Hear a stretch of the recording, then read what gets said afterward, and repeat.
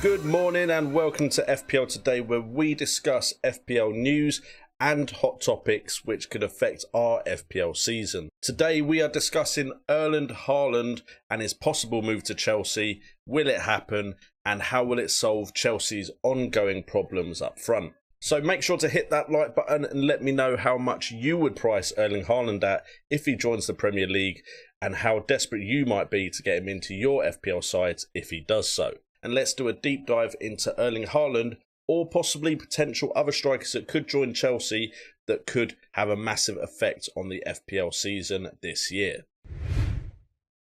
So Chelsea want the 150 million valued Erling Haaland Dortmund striker, and they have already had an approach turned down.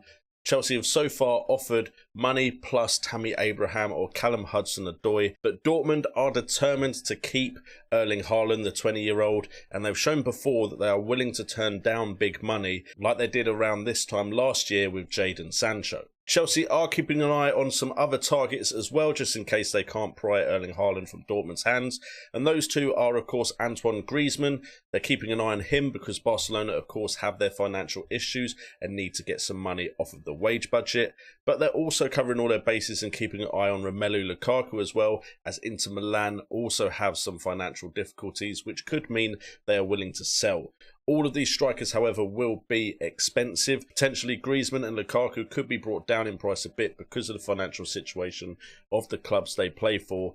Dortmund, on the other hand, seem very determined and don't seem like they have the same difficulties that might make them keen to sell Erling Haaland to Chelsea. Whilst we have titled this video about Erling Haaland because he is probably one of the best solutions to Chelsea's problem, we are going to have a look at how Chelsea would be improved by a world-class finisher and how that world-class finisher might compare to other options in the Fantasy Premier League. See, the issue with Chelsea is they've not had a proven goalscorer leading the line since Diego Costa left them in 2017. Timo Werner was of course brought in with much fanfare to solve this issue, but scored only 6 Premier League goals last season, which wasn't good enough.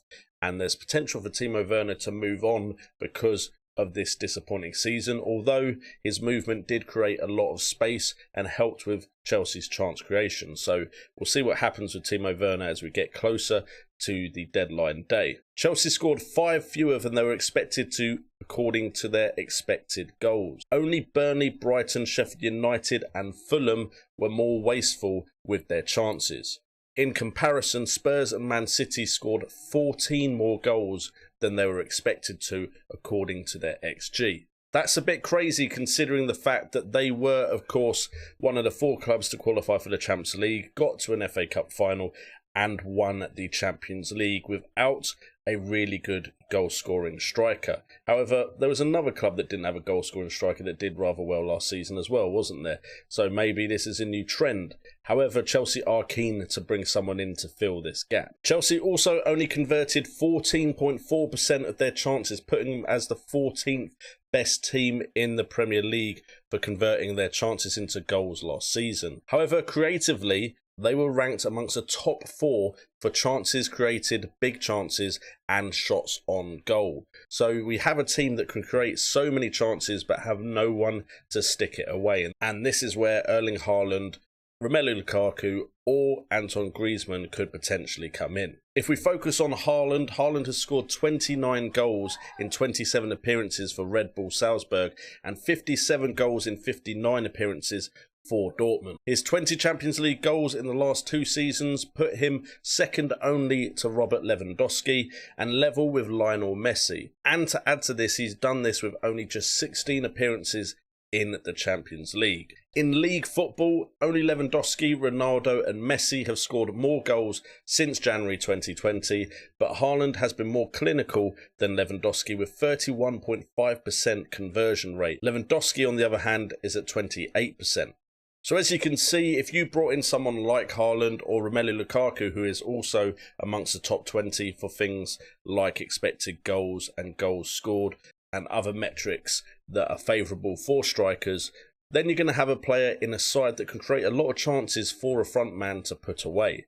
Depending on the price that these players come in at, comparable to the other strikers in the game and potentially some of the midfielders, we could be looking at someone leading the line at Chelsea that could be just as valuable to us as the likes of Mohamed Salah, Bruno Fernandes and Harry Kane. And if you want access to data like this to help you with your FPL decisions throughout the season, make sure to check out top link in the description for Fantasy Football Hub, which is where I get all of my Opta data from, and also use a fixture ticker, and there's plenty of articles to help you throughout the season.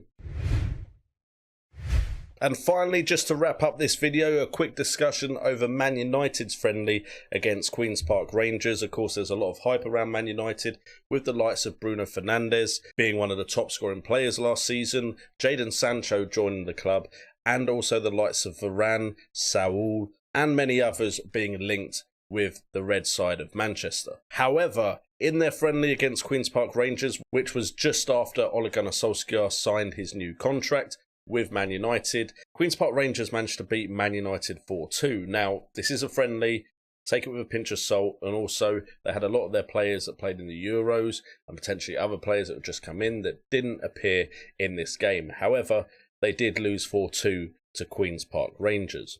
Jesse Lingard did open the scoring though, with Greenwood being involved in the build-up play for that goal. And Ole Gunnar Solskjaer has said that Jesse Lingard does have a role to play this season in the red of Manchester United. Now, of course, Everton, West Ham are both interested in Jesse Lingard's services, but of course there is injuries in that Man United side that potentially means Lingard could feature at the beginning of this season. And that would be a very interesting prospect for that Manchester United side if Lingard lines up alongside the likes of Bruno Fernandes and Jadon Sancho, especially considering what he managed to do at West Ham. I follow West Ham, but let's be honest, with lower quality players. So guys, if you want to see my thoughts on Jadon Sancho at Man United and how that might affect the Fantasy Premier League season, make sure to check out my video from last week. Check out Fantasy Football Hub for your FPL articles, Opta data and fixture ticker to help you throughout the Fantasy Premier League season. And I'll catch you tomorrow for the next video.